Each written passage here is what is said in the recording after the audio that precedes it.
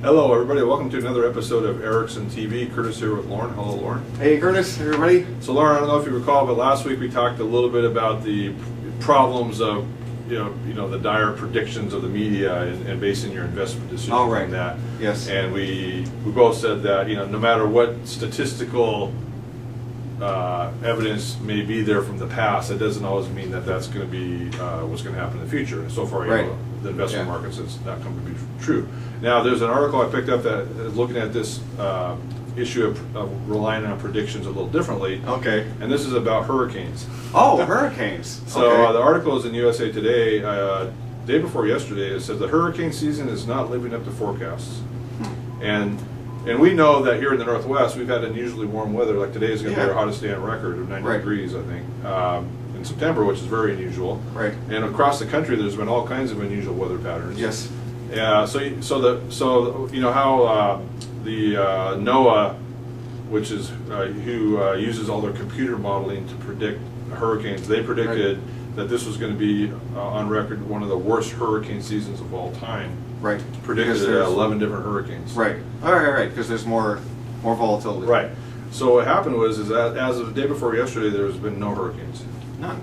Even though we're well more than 2/3 into a hurricane season. Now, this morning they just made an announcement that they've named the first hurricane. It's Category 1, but they believe it's not going to even touch the United States. So I'll amend this article saying there has been one hurricane identified. But the point is that they're kind of confused because all these predictive computer models have shown that this is going to be a very tumultuous hurricane season, and there has been absolutely only one so far.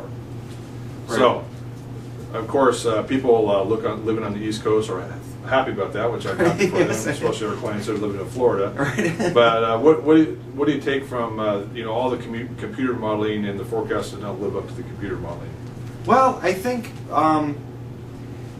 if I was gonna buy a house or live somewhere where there were often hurricanes, I'd probably take this stuff pretty seriously as like a general average. Right. Over the the reasonably long period of time. If the computer models say that this is a high percentage hurricane area, I'm probably going to take that pretty seriously.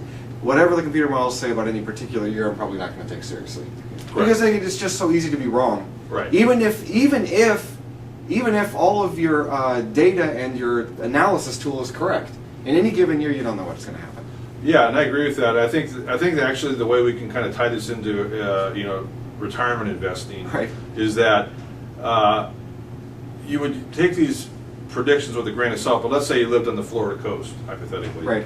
I think the analogy would be that you would become a little defensive. You put the you would have shutters available. You would make sure your house was outside of a flood zone. You would make sure that you had defensive strategies in place. So you wouldn't move out of Florida though. Right. So so kind of the same thing with investment markets. We don't know if it's going to be a bad month or a good month coming up.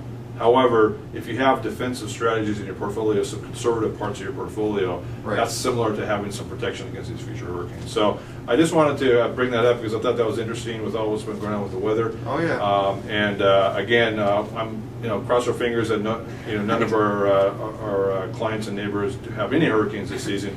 But it's just interesting with all the computer modeling, how wrong. This is one case where we hope the computer models continue to be wrong. That's right. Thank you for watching this episode of Erickson TV. We'll see you next time. Bye now. See you next time.